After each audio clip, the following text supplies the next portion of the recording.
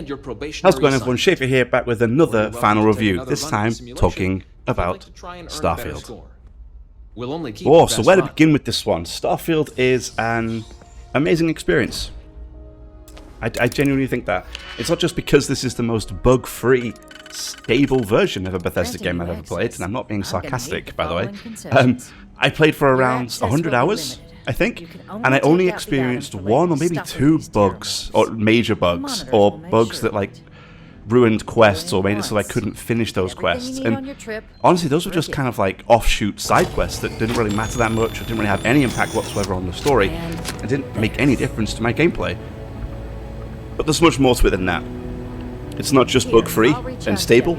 I found so many different aspects great. The gameplay was really good, the gunplay felt good, the general interaction with the world also felt really good. Some of the changes, some of the things you did actually made or at least felt like they made an impact to the game. And that's something that I kind of didn't expect, and it's actually really nice to have experienced. And obviously, you know, Starfield is very much Skyrim and its Fallout. You know, it's Skyrim in space, and that's fine. I don't think there's anything wrong with that. I think Starfield brings a lot of additional stuff into there. I think it combines the good parts of both of those games together. And honestly, yeah, I think it works. I think it works really well. I think it's a great experience. And anybody that does like Skyrim and Fallout, or either or, I think you're going to have a great time with Starfield. I really do. I think it's a really solid open world RPG. One of the things I was kind of on the bench about, though, when it came to Starfield, was the skill tree. And this is it right here. And it's a bit kind of a love and hate relationship for me with the skill tree. On the one hand, I love the sheer amount of skills that are available. The amount of variety, the amount of ways you can build your character.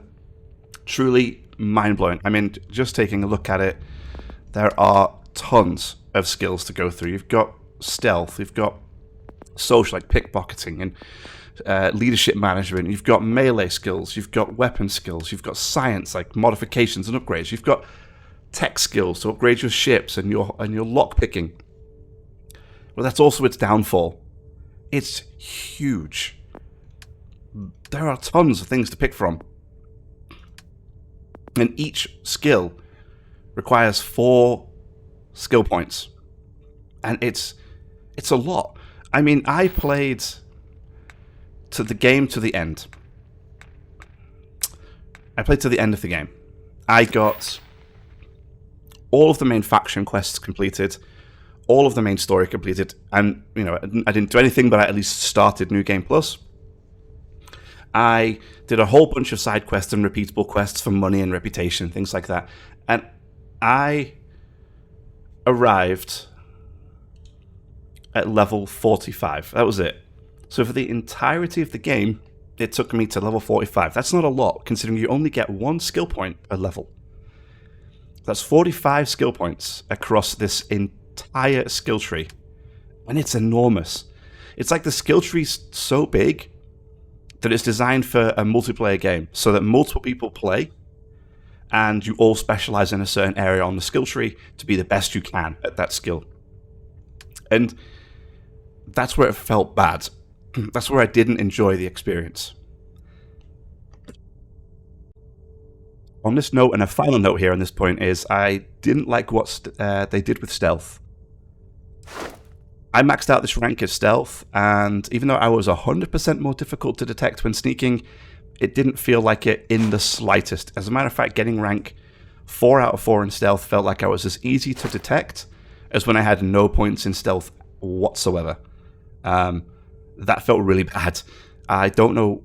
It feels like in Starfield they've tried to make stealth a little bit more realistic. I say in you know, quotations, in that, you know, people are able to detect you a lot easier. People can hear you, but the implementation and the way that it felt in the game wasn't good. I tried at the very beginning of my playthrough, and if you've watched it, you'll see it. I tried to stick with stealth as much as I could, because that's what I wanted to do. I wanted to actually do stealth melee, but I very quickly dropped the idea of using stealth and melee stealth, because it just didn't work.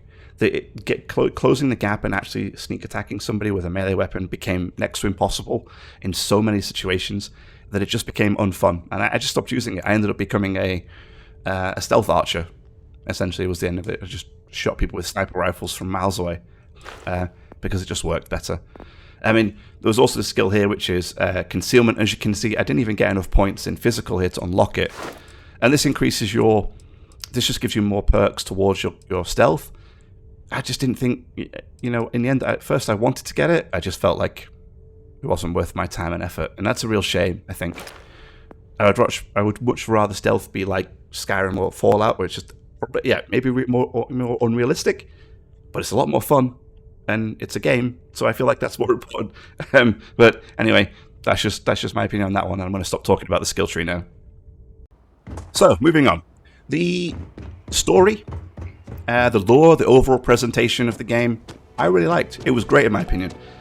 I had no complaints with the factions at all. I thought the factions were really well done. They all felt very individual. They had their own identity. And if I give you one huge recommendation, it's do all the faction quests, all of them. They're all really good. As a matter of fact, you know, I honestly wish there was more.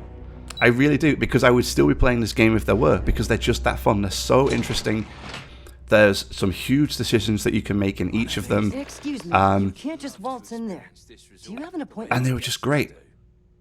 And one thing that really surprised me, actually, which I know is a very small thing, but there are, at certain times you're doing a faction quest, that faction will refer to you, or will refer to your time spent with a fellow faction or another faction. For example, when I was doing the UC faction quests, the United Colonies faction quests, they would often reference a time I spent with my friends over in the Crimson Fleet, and you know what happened there, and all of that conflict.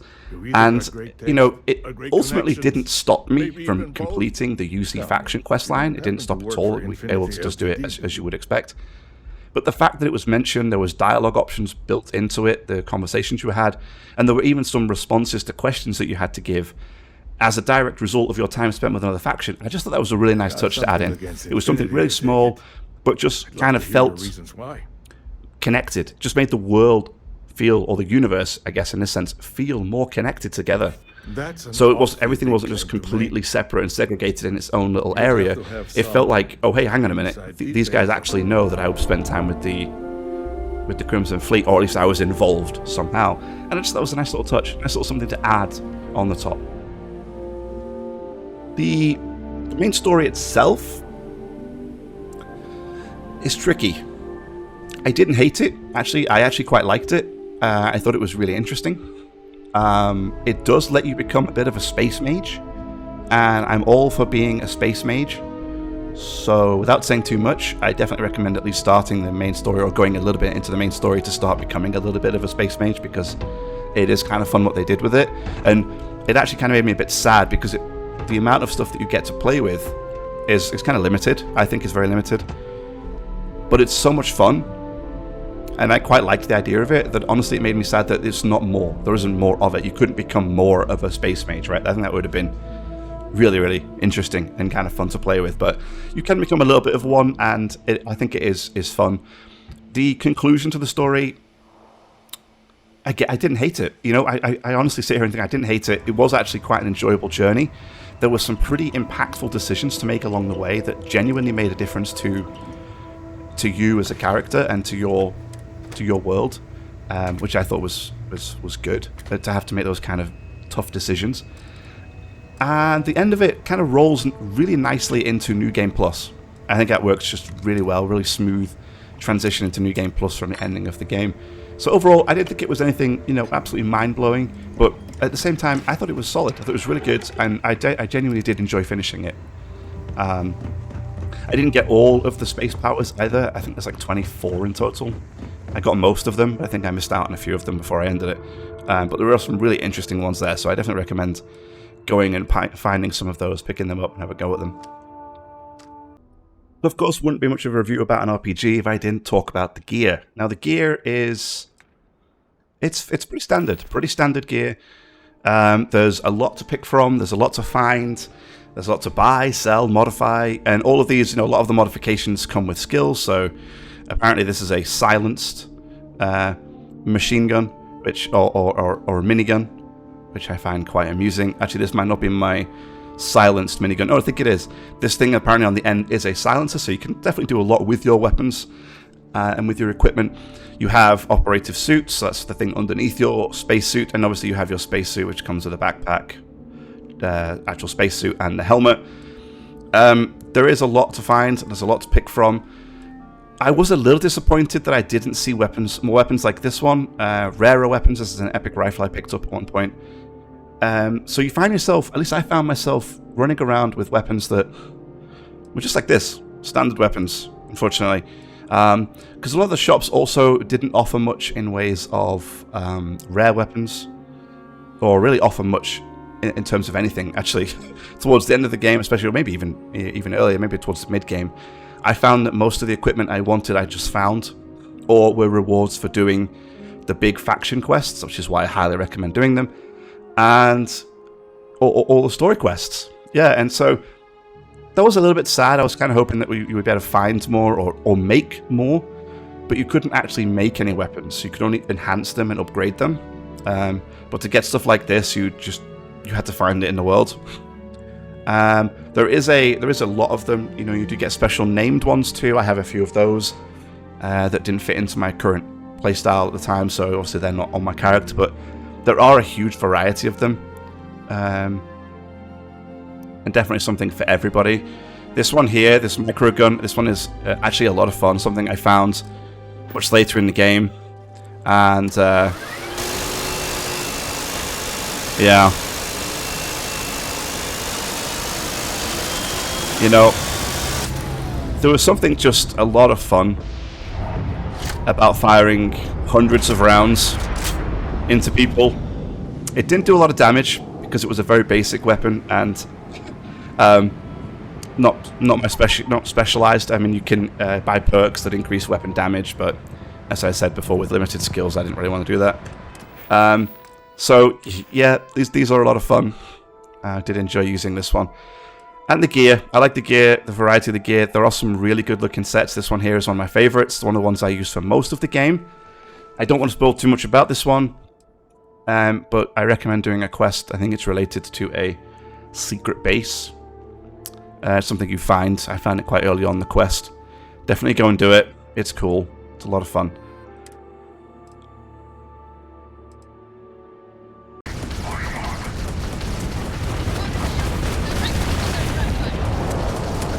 Of course, then there's the space combat,